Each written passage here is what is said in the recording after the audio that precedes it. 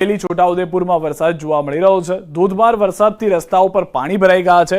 કેટલાક વિસ્તારોમાં પાણી ભરાયા હોવાના દ્રશ્યો પણ હાલમાં જોવા મળી રહ્યા છે। તો છોટાઉદેપુરના 6 તાલુકામાં વરસાદને લઈને જે પ્રમાણેની પરિસ્થિતિનું નિર્માણ થયું છે, જળ જમાવની પરિસ્થિતિ જોવા મળી રહી છે। જે પ્રમાણે આગાહી હતી કે જે બંગાળની ખાડીની અંદર સિસ્ટમ સક્રિય થઈ અને ગુજરાત તરફ આવી રહી છે, જે વાયા મધ્યપ્રદેશ આવશે, જેના કારણે છોટાઉદેપુર થઈ અને આ સિસ્ટમ સમગ્ર ગુજરાતને ધમરોળી શકે છે। હાલમાં છોટાઉદેપુરથી સમાચાર કે જ્યાં 6 તાલુકામાં ધોધમાર વરસાદ વરસી રહ્યો છે। ધોધમાર વરસાદથી રસ્તાઓ પર પાણી ભરાવાની સમસ્યાનું પણ ફરી એક વખત સર્જન થઈ ગયું છે। કેટલીક વિસ્તારોની અંદર પાણી ભરાવાને કારણે હજી પણ લોકો હાલાકી ભોગવી રહ્યા છે અને ભારે પવન સાથે વરસાદ હોવાને કારણે કેટલાક વૃક્ષો નમી ગયા હોવાની પણ જાણકારી મળી રહી છે। તો છોટાઉદેપુરના દ્રશ્યો અમે આપને બતાવી રહ્યા છે। ફરી એક વખત આ વરસાદનો રાઉન્ડ જોવા મળી શકે છે કે જે અંદાજિત 2 થી 5 થી 6 ઓગસ્ટ સુધી રહી શકે છે। જે હવામાન નિષ્ણાંતો પણ હાલમાં જણાવી રહ્યા હતા તે પ્રમાણે હવામાન વિભાગની પણ જે આગાહી જોવા મળી છે, તો 2 થી 6 ઓગસ્ટ આસપાસ આ આખું જે સિસ્ટમ છે ગુજરાતને એક છેડેથી બીજે છેડે તરફ જતી જોવા મળી શકે છે।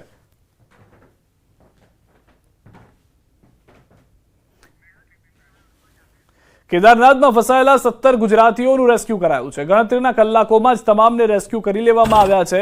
વરસાદ ભૂસ્ખલનને કારણે ફસાયા હતા ગુજરાતીઓ, તમામ યાત્રીઓ સહી સલામત રીતે નીચે આવી ગયા। મુખ્યમંત્રી ભૂપેન્દ્ર પટેલે સ્ટેટ ઇમરજન્સી ઓપરેશન સેન્ટર મારફતે ઉત્તરાખંડ સરકારનો સંપર્ક સાધી તાત્કાલિક બચાવ વ્યવસ્થા કરાવી। અરવલ્લી જિલ્લાના 17 સહિત ઉત્તર ગુજરાતના યાત્રીઓ ઉત્તરાખંડમાં મોટી લીંચોલી નજીક ફસાયા હતા અને તેમને હેલિકોપ્ટરની મદદથી સુરક્ષિત રીતે નીચે લવાયા હતા। અરવલ્લીના બાયડના વધુ 50 યાત્રીઓને બચાવાયા। કેદારનાથ ધામ યાત્રા દરમિયાન ફસાયા હતા યાત્રિકો બદ્રીનાથ ધામ પહોંચ્યા। બાયડના યાત્રિકોમાં કેટલાકને પહોંચી છે ઈજા।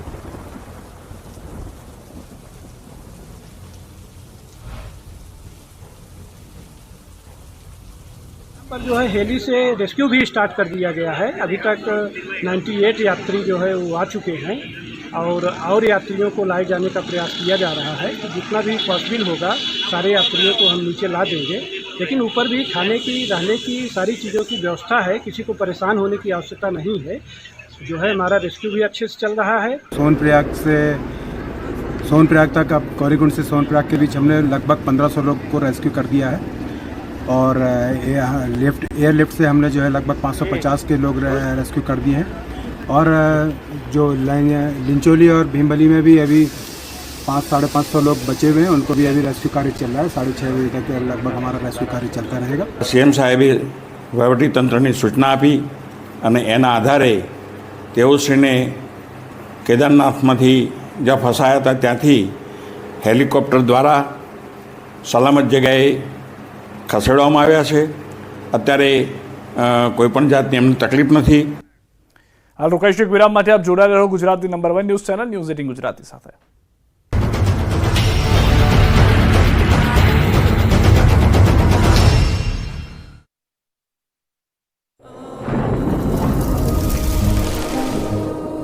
જળવાયુ પરિવર્તનનું જોખમ આપણા દરવાજે પહોંચી ગયું છે। હવે જરૂર છે એક મોટા ક્રાંતિકારી બદલાવની અને આનો પ્રારંભ થશે 140 કરોડ ભારતીયોથી। આ ક્રાંતિ શરૂ થશે એક વૃક્ષથી। એક વૃક્ષ માનવતા માટે, એક વૃક્ષ આ ધરતી માતા માટે, એક વૃક્ષ આપણા ભવિષ્ય માટે। પ્રોજેક્ટ વન ટ્રી ન્યૂઝ 18 નેટવર્કની એક મોટી પહેલ। મેલેરિયાનું સરદાર ચોક સ્ટેશન રોડ સહિતના વિસ્તારમાં ધોધમાર વરસાદ પડ્યો તો અમદાવાદમાં પણ સવારથી જ વરસાદી માહોલ જામ્યો। ભારે બફારા અને ઉકળાટ બાદ બપોરના સમયે વરસાદ તૂટી પડ્યો। આખા અમદાવાદમાં મેઘરાજાએ તોફાની બેટિંગ કરતા રોડ પર પાણી વહેતા થયા। ભારે વરસાદથી વાતાવરણમાં ઠંડક પ્રસરી। વરસાદના કારણે રોડ પર વાહનો થંભી ગયા। આ બાજુ ડાંગ જિલ્લામાં 2 દિવસના વિરામ બાદ ફરી વરસાદ પડ્યો। સુબીર, વઘઈ, આહવામાં વરસાદ પડ્યો। સાપુતારા સહિતના વિસ્તારોમાં વરસાદી માહોલથી સહેલાણીઓની મોજ પડી ગઈ। વરસાદ શરૂ થતાં લોકોને ગરમીથી રાહત મળી। ખેડૂતોમાં ખુશીની લાગણી છવાઈ ગઈ તો બારડોલી, મહુવા, પલસાણાના ગ્રામ્ય વિસ્તારમાં પણ વરસાદ પડ્યો। આ તરફ હવામાન વિભાગે 7 દિવસ સાર્વત્રિક વરસાદ પડવાની આગાહી કરી છે, જેને લઈને દ્વારકાના દરિયામાં જોરદાર કરંટ જોવા મળ્યો। બપોર પડતા જ દરિયો તોફાની બની ગયો હતો। કાંઠા પર તેજ પવન સાથે ઊંચા મોજા ઉછળ્યા। કાંઠા પર 10 થી 12 ફૂટ ઊંચા મોજા ઉછળતા જોવા મળ્યા। દ્વારકા પંથકમાં મેઘરાજાની તોફાની બેટિંગ બાદ નદી નાળા છલકાયા છે, ત્યારે સલાયામાં એક યુવાનને ધસમસતા પાણીના પ્રવાહ વચ્ચેથી પસાર થવું ભારે પડ્યું. ધોળા દિવસે મોત દેખાઈ ગયું. સલાયા નજીક એક કોઝવે પ્રચંડ વેગમાં પાણી વહી રહ્યું છે. પાણીનો પ્રવાહ એટલો છે કે અહીંથી કોઈ નીકળે તો તે તણાઈ જાય. આમ છતાં જળ સામે જંગ લડવા માટે એક યુવાન બાઇક લઈને કોઝવે પર ઉતર્યો. જેવી બાઇક કોઝવે પર ઉતરી તુરંત જ બાઇક સ્લીપ થવા લાગી. પૂરના પાણીમાં બાઇક ચાલક તણાવા લાગ્યો. યુવાને કોઝવેની દિવાલ પકડી લેતા યુવાનનો બચાવ થઈ ગયો, પરંતુ થોડીવાર માટે યુવાનને મોત દેખાઈ ગયું.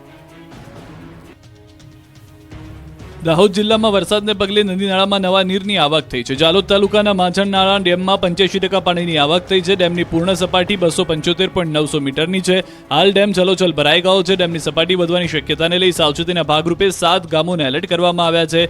ભાનપુર, ચિત્રોડિયા, દાવડિયા, મહુડી, માંડલીખુટા, મુનખોસલા અને થીરકા ગામને એલર્ટ કરાયા છે. સાવચેતીના પગલાં લેવા સંબંધિત સ્થાનિક લોકોને ગ્રામ પંચાયત તેમજ તલાટી કમ મંત્રી, મામલતદાર, પ્રાંત અધિકારી તેમજ તાલુકા વિકાસ અધિકારીને સૂચના પણ આપવામાં આવી છે.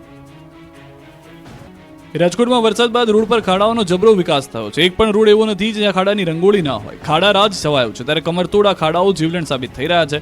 રાજકોટમાં નજીવા વરસાદે તંત્રની પોલ ખોલી નાખી છે, ત્યારે વરસાદી પાણીના કારણે રાજકોટ મહાનગરપાલિકાની અણધડ કામગીરીનો બોલતો પુરાવો સામે આવ્યો છે. 2 વ્હીલર લઈને જતા વૃદ્ધ પાણી નિકાલની કુંડીમાં ગરકાવ થયા. સ્થાનિક લોકોની મદદથી વૃદ્ધને બહાર કાઢવામાં આવ્યા હતા. દ્રશ્યોમાં જોઈ શકાય છે કે વૃદ્ધને હાથ પકડી બહાર કાઢવામાં આવી રહ્યા છે. કુંડીમાં પડી જતા વૃદ્ધની ઈજા થઈ હતી. વાયરલ વિડીયો ગ્રીનલેન્ડ ચોકડી પાસેનો છે. દાહોદ પોલીસે જ પોતાના ખાતાની આબરૂના ધજાગરા કર્યા છે. એક ઘરમાં ચોર ત્રાટક્યા અને પોલીસને ફોન કર્યો તો પોલીસ ફોનમાં લવારી કરતી રહી ગઈ અને ચોર ચોરી કરી ફરાર થઈ ગયા. જાલોદ તાલુકાના લીમડીમાં એક મકાનમાં કેટલાક ચોર હથિયારો સાથે ધાડ પાડવા માટે આવ્યા હતા. અડધી રાત્રે ચોર ઘરનો દરવાજો તોડી અંદર પ્રવેશ્યા હતા. ચોર આવ્યાની મકાન માલિકને જાણ થતાં ઊંઘ ઉડી ગઈ હતી. તે કંઈ કરે તે પહેલા જ તસ્કરોએ અંદર પ્રવેશીને આતંક મચાવવાનો શરૂ કર્યો. મકાન માલિકને ઘરમાં પૂરી ઘરમાં ચોરી કરવાનું શરૂ કર્યું. મકાન માલિકે તેમના ભાઈને ફોન કરી પોલીસને જાણ કરવા કહ્યું. જે બાદ પોલીસને ફોન કરતા પોલીસને ફોન કર્યો તો લીમડી પોલીસ મથક પર રાત્રિ ફરજ બજાવતા અજીત ડામોરે સ્થિતિની ગંભીરતા લેવાની બદલે ફોન પર પહેલા તો લવારી કરી. ઇમરજન્સીમાં ફોન કર્યો હોવા છતાં સામેથી જવાબ આપ્યો કે હા ભલે આવ્યા. પોલીસ કર્મચારીએ પ્રવીણ કલાલ સાથે અંદાજિત 5 મિનિટ કોલ પર ટાઈમપાસ કર્યો. જ્યારે તેમને ફોન પર વાત કરતા એ પણ સાંભળ્યું કે ઘરમાં ચોર ઘૂસી આવ્યા છે, તો તે સાંભળીને પણ પોલીસે કોઈ એક્શન ન લીધું. એટલી વારમાં ચોર ચોરી કરી ભાગી ગયા. જે બાદ ફરિયાદી સાથે ઉદ્ધતાઈ ભર્યા વર્તન કરનાર પોલીસ કર્મચારી સામે પગલાં લેવાયા. લીમડી પોલીસના head constable Ajit Damor suspend કરાયા. સુરત ટ્રાફિક પોલીસના ટોઈંગ કર્મીઓની દાદાગીરી દિવસે ને દિવસે વધી રહી છે. પાર્કિંગમાં વાહનો હોવા છતાં તેને ટોઈંગ કરીને લોકોને પરેશાન કરવામાં આવે છે. ત્યારે આ વખતે તો ટોઈંગ કર્મીએ હદ કરી નાખી. એક વાહનની સાથે સાથે તેના માલિકને પણ ટો કરી દીધો. થયું એવું કે પાર્કિંગમાં વાહન હતું, તેને ટોઈંગ કર્મીએ ઉપાડ્યું, જેને લઈને વાહન ચાલકે ટોઈંગ કર્મી સાથે રકઝક કરી. પણ ચા કરતા કેટલી ગરમ હોય તેમ ટોઈંગ કર્મીએ વાહન ચાલકની કોઈ વાત સાંભળ્યા વગર તેમને